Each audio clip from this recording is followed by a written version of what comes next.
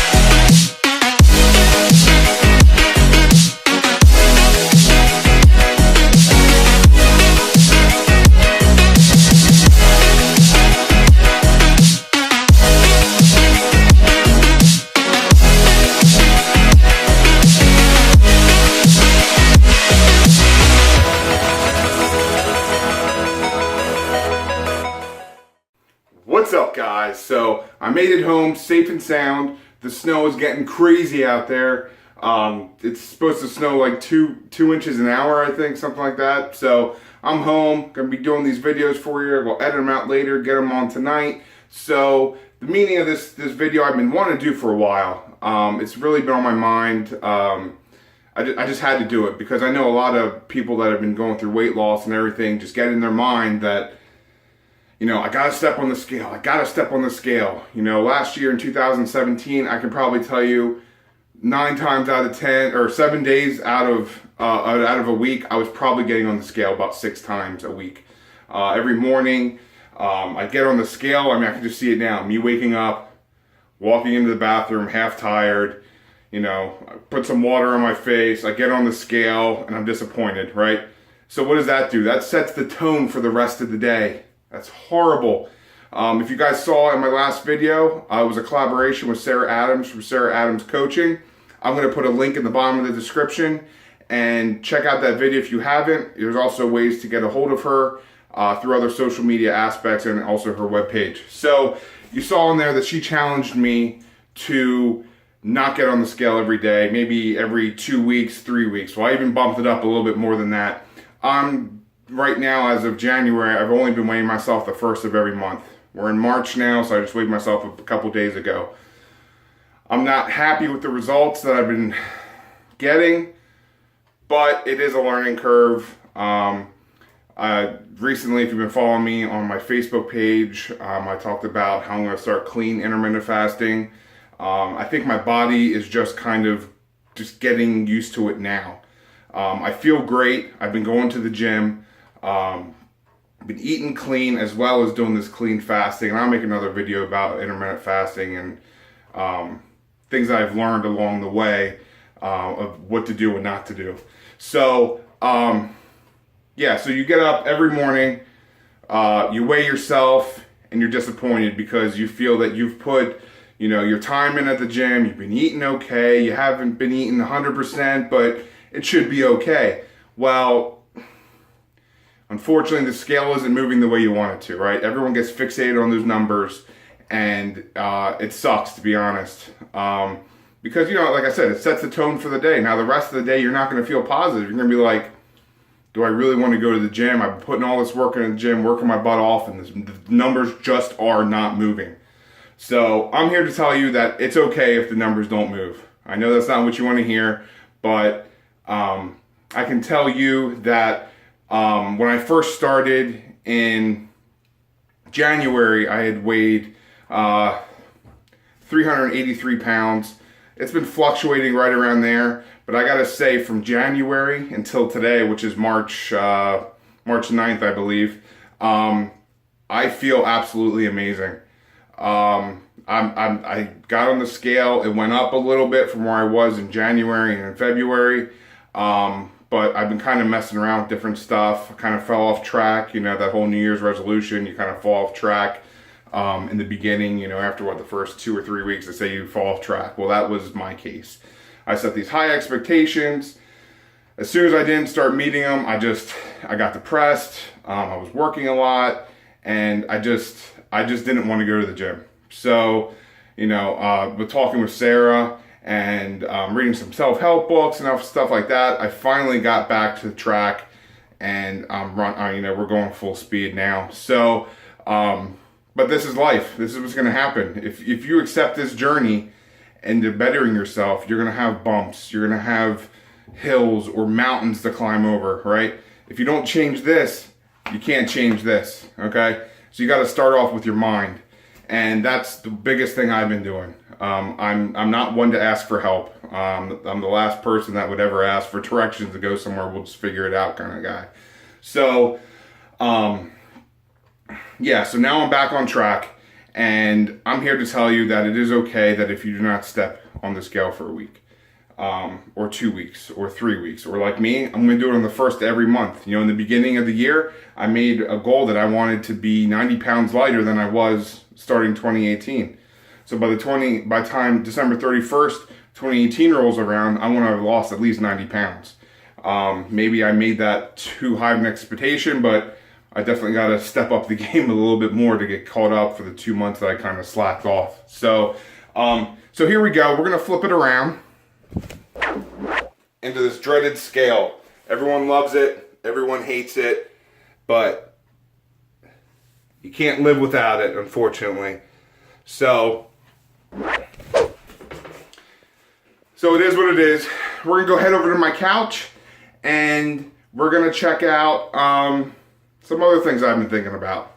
All right, guys. So a lot of times when I'm teaching law enforcement, I keep talking about, having stuff in your toolbox.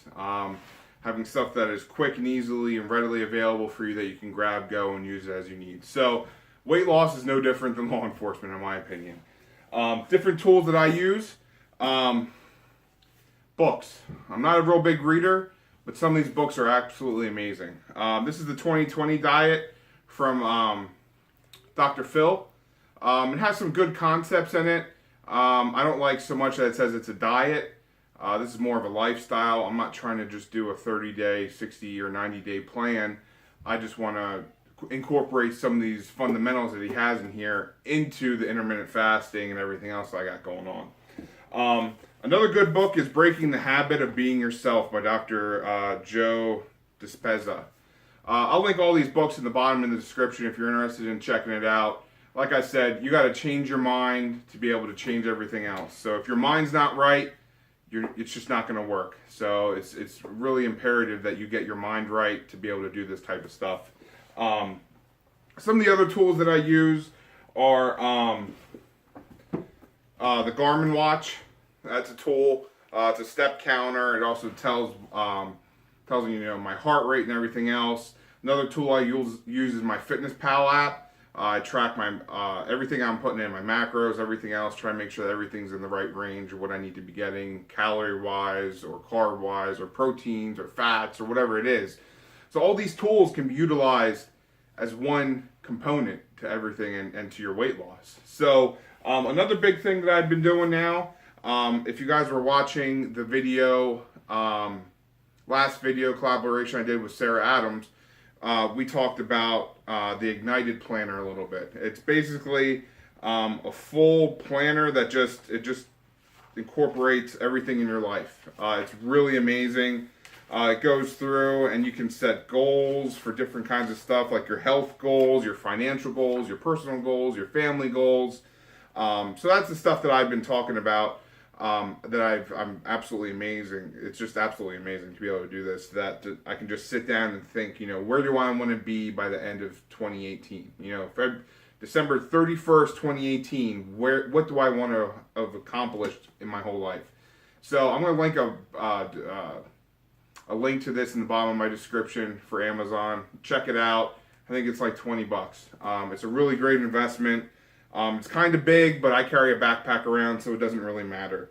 So in here, you can just I have everything from what we're doing with the kids, what we're doing with the family, any family events. I even document when I go to the gym. I write gym in the day, then I highlight it. And what also is good is that as you continue on after the full day, each day you can break it down. So then, yeah, I did the gym here, and then I go into,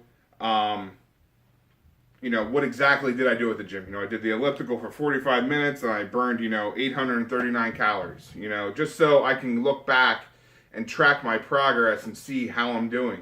You know, if I start seeing that I'm doing 45 minutes of the same elliptical, but now I'm only burning, let's say, 600 calories, I know it's time to set up the intensity and do a lot better. So why don't you guys come down here and I can show you. I can show you exactly what I'm talking about here. So come on, what are you waiting for? All right, guys. So here we go. This is the month of March. You see, there's a whole lot of stuff going on in my life, but what I want to focus on here, since this is a weight loss video, is that right here in this little corner, you can see that, you know, in the beginning of March, I weighed in at 393 pounds. Obviously up a little bit from where I was previously, but it is what it is. So those orange days are the days I hit the gym. It's pretty cool, you know, that I can track this stuff. So here, as you can see on the 3rd and the 4th, the 3rd I burned 389 calories on the elliptical, and on the 4th I burned 865 calories on the same elliptical, same amount of time. So you can see that, you know, I did better. I was progressing more to a higher calorie burn, which is obviously my end goal. So this is a great planner. Like I said just a little bit ago, you know, if you're getting a calorie burn at 45 minutes, you know, maybe I dip down to 700, that's not good. I mean, not that it's not good, but I need to focus on upping that intensity or doing something differently to make sure I burn that calorie goal. So as an average, I mean, I would say that, you know, in 45 minutes on the elliptical, I should at least be burning, I would say, 815 calories, nothing less. Now, as today, you know, I almost burned 1,000 calories on the elliptical in 45 minutes. So the only difference I did was in the beginning of the month, I had a lower resistance level. I think maybe the resistance level was right around 8. And now today, I bumped my level of resistance up to about 15. I think it was 14 or 15. I can't exactly remember. But also what I'm doing differently is I'm not setting the resistance level at 15 or 14 and then just having it at that same rate the whole time. What I'll actually do is I'll put it on random mode, so it just randomly, you know, goes throughout the different intensities. So I'm sure I get a bigger calorie burn if I just did just the 14 or just the 15, but I also think that I had the potential of possibly hurting myself even more, because if I'm pushing myself that hard, you know, for that, you know, say 45 minutes at 15, my muscles are going to be all kinds of sore. I'm going to be off at the gym and, you know, everything else. So that's that. And so hopefully this video helped you guys. All right, guys, so we're going to wrap this video up. I didn't want to make it a super long video, but I wanted to get the point out that you guys don't need to be stepping on the scale every single day, you know. Don't pound yourself down and beat yourself up because of the numbers on the scale aren't moving. You know, you're gaining muscle, you're losing weight, your water weight's high, maybe you had sodium. There's so many different things that can go on that you just cannot just hammer yourself over. So I challenge you guys to start weighing yourself in the beginning of every month. The first of every month, go weigh yourself. See how you did the last month. This way you're not constantly just completely focused on that scale. So, like I've said before in all my other videos, I'm not just trying to do this for myself. I'm hopefully trying to motivate someone else to make that decision and make those choices to live a healthier lifestyle. So follow me on Instagram, Facebook, Twitter. There's one more thing I wanted to say. Oh, yeah. Come on. All right, guys. So what did we say? Make sure you hit that subscribe button, comment down below, and ring the bell. Ring the bell. You heard it first. All right, guys. We'll see ya. Bye. Bye.